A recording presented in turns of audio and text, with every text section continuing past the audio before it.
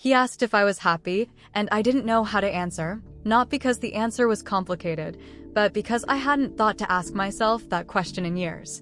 It was a Tuesday, a day I would have forgotten if not for him. There was nothing special about it. It started with the usual beep of my alarm clock, the press of my feet against cold tile, the hum of Daniel's toothbrush in the next room. I got dressed in the same pair of dark jeans I'd worn twice already that week. Threw my hair in a bun. Poured the coffee, reheated leftovers, made a to-do list I wouldn't finish. Then I went to the store. I wandered the aisles like I always do. Not quite shopping, not quite lost. A little in between. Carrots, almond milk, dishwasher tabs, Daniel's favorite sourdough. I was standing in the produce section, scrolling through an old recipe I used to make on colder days, when I heard my name. Soft, surprised, familiar. I looked up, and there he was, Thomas Jennings. Of all people, we hadn't spoken in nearly 15 years. We weren't even Facebook friends anymore. Not because of anything dramatic. Just life. He looked good. Not in the way that makes your stomach flip, but in the way that makes you remember who you used to be when someone looked at you like you mattered. His hair was grayer, shorter. He had laugh lines that hadn't been there when we were 22. But the calm in his voice hadn't changed. That steadiness that used to draw me in. We talked. Clumsily at first. You forget how to talk to people you once imagined futures with. He told me he'd moved back. Said he was managing a nonprofit now. Asked if I was still doing photography. I laughed. I told him I hadn't picked up a camera in years. He didn't ask why. He just looked at me for a second too long. And then he asked, "Are you happy?" Just like that. No build-up. No warning. Just that one question. And everything inside me paused. I opened my mouth to answer and found nothing waiting there. Not because I was unhappy. Not exactly. But because I'd stopped thinking in those terms a long time ago. You get to a point in life where survival takes precedence over joy. Where routines blur into weeks and you measure your days by groceries bought, emails sent, calendars filled. The word happy felt too big, too loud, too demanding. I said something about being busy, about how Daniel and I were fine. That work was stable. That life was normal. He smiled. That slow, unreadable kind of smile that made me feel like he saw through the answer. But he didn't press. He never did. And that made me want to say more. But I didn't. We stood there for a moment. Among the tomatoes and green beans. Strangers with shared memories. Daniel and I met at a wedding. One of those warm spring evenings where everything glowed and champagne tasted sweeter than it should have. We moved fast. Got serious in the way you do when you're tired of games. He was kind. Steady. Solid in a way that made me feel like I could finally stop running. I fell in love with the idea of peace. And that's what we built, a life of soft habits. There were Sunday brunches, trips to the hardware store, nights spent folding laundry side by side. We got a mortgage, a rescue dog, learned how to read each other's moods without speaking. But somewhere along the way, our marriage became more about rhythm than melody. Not gone. Just background noise. I didn't even notice the silence until Thomas looked at me that way. Until he asked a question that echoed louder than all the other ones I hadn't been answering for years. When we parted, it wasn't dramatic. He gave me a half hug, light and cautious, like he wasn't sure if I'd welcome more. I did, but I said nothing. He touched my elbow gently. The kind of touch you remember, even when it's long past. Take care, okay? I nodded. Smiled again. Too wide. Too fake. He walked away. And I stood there for too long, pretending to study a bag of avocados, just to give myself time to steady my breathing. On the drive home, I kept hearing the question, "Are you happy?" over and over. Like a whisper against a closed window. Like a reminder. Or a dare. Daniel was home when I walked in. Still in sweatpants, laptop open, coffee gone cold beside him. He didn't ask how the store was. just whether I got the right kind of bread. I handed it to him. Said I did. He nodded and went back to typing. I stood in the kitchen for a minute, holding a lemon I forgot to put away. Everything looked the same, smelled the same, and yet something had shifted. Not in the room. In me. That night, Daniel kissed me on the forehead like always. Routine. Automatic. Affectionate, but distant. I lay awake beside him, the questions still alive in the dark. Was I happy? And for the first time in a long time, I realized. I wasn't sure I knew what happiness was anymore, but I knew how it used to feel. And that was enough to keep me wondering. For days after seeing Thomas, the world looked the same, but I didn't. It's strange how one small moment, one person, one question can slide under your skin and rearrange everything you thought you understood about your life. I went through the motions like always. I answered emails, refilled the dog's water bowl, replied to messages from my sister about the weather. But all the while, there was this thrum. A quiet insistence underneath the ordinary. Are you happy? It echoed not as a judgment, but as a mirror. Not as pressure, but as permission. Daniel and I still talked, of course. We shared polite laughter over dinner and kissed each other goodbye in the mornings. We split chores and remembered birthdays and reminded one another about doctor's appointments. We were functioning perfectly if the only goal was function. But in the quiet spaces between tasks, I noticed things I had trained myself to ignore. The way he looked at his phone more than he looked at me. How we only touched during exchanges. A plate, a remote, a car key. How our conversations rarely dipped below the surface of errands and logistics. And I began to wonder if it had always been this way, or if we had slowly learned how to be apart while still standing side by side. I wasn't angry with him. That would have been easier. Anger gives you energy, direction, something to push against. But what I felt was more subtle and far more dangerous. Absence. Not of presence, but of depth. And I couldn't stop thinking about how, in one random grocery aisle, someone who hadn't seen me in over a decade had managed to look past my answers. It started with a text. Thomas, I hope this isn't out of line. But I meant what I asked. And I hope someday you feel okay answering it. Just for you, not for anyone else. I stared at the screen for a long time. I could have ignored it. I almost did. Instead, I typed, "It's a good question.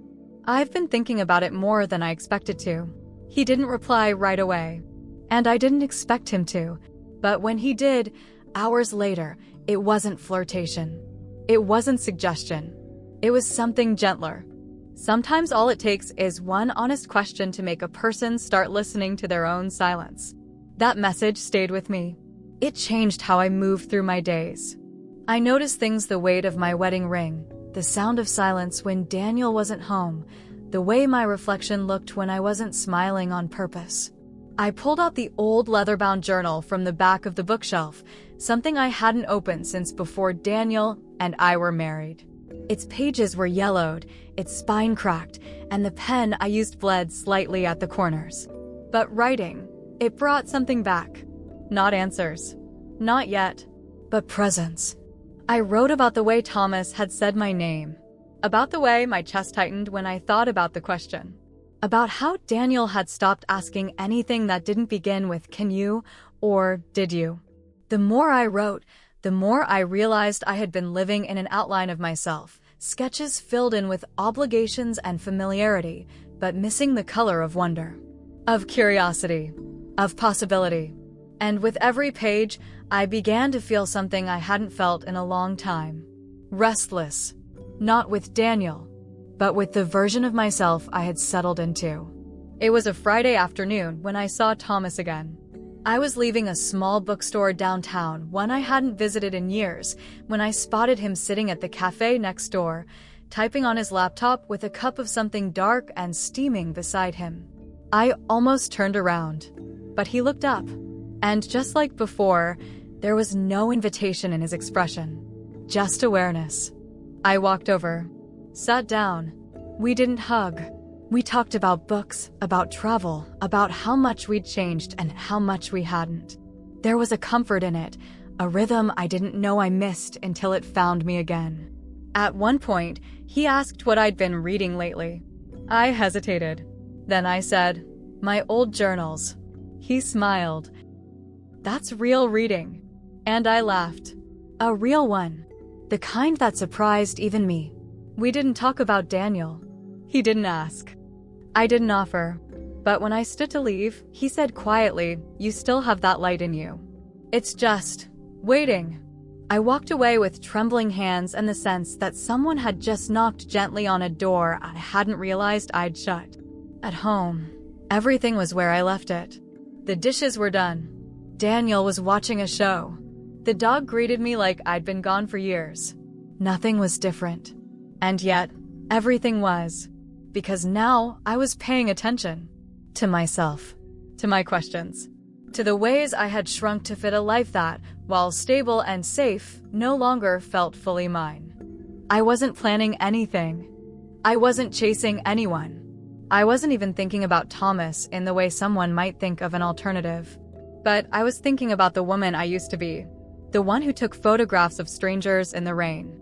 The one who once spent an entire afternoon writing poems on cafe napkins. The one who said yes to road trips at midnight. And I wondered if she was still in there, somewhere beneath the silence. That night, I opened my journal again. I wrote 3 words on a blank page. Am I happy? Then I stared at them for what felt like hours. I didn't have the answer. But for the first time in a very long time, I truly wanted to find it. 3 months passed.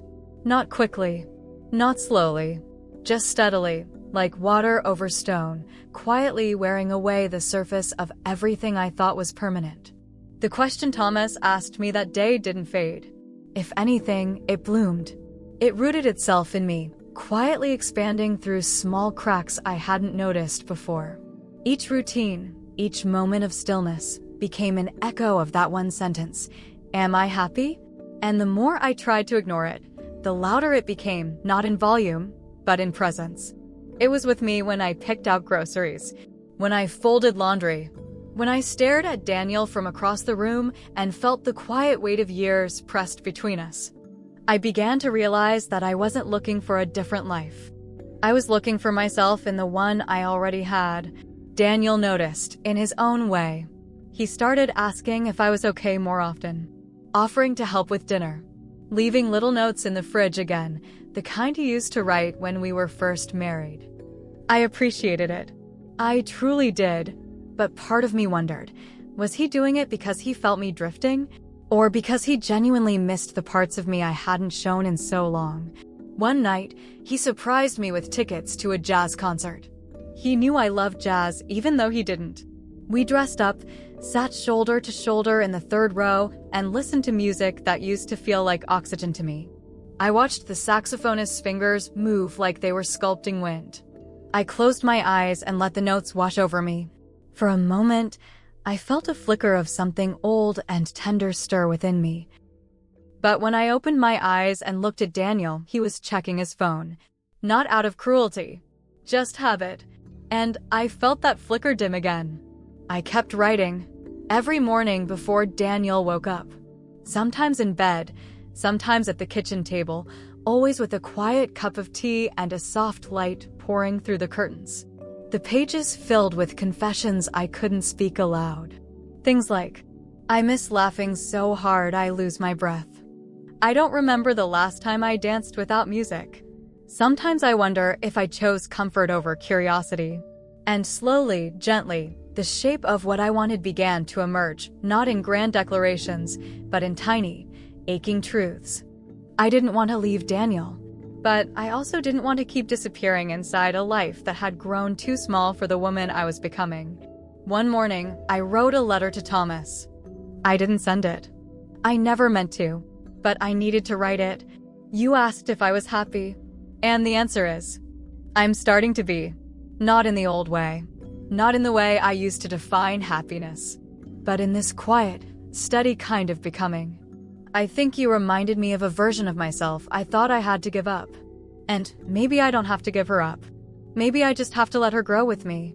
I folded the letter and tucked it into the back of my journal. A keepsake of the question that started it all. Daniel and I sat on the back porch one evening. The sky was streaked with lavender and soft gold. The air smelled like spring. He looked at me, not with suspicion, not with anger, just with the soft gaze of someone who had finally gathered enough courage to ask what he should have asked long ago.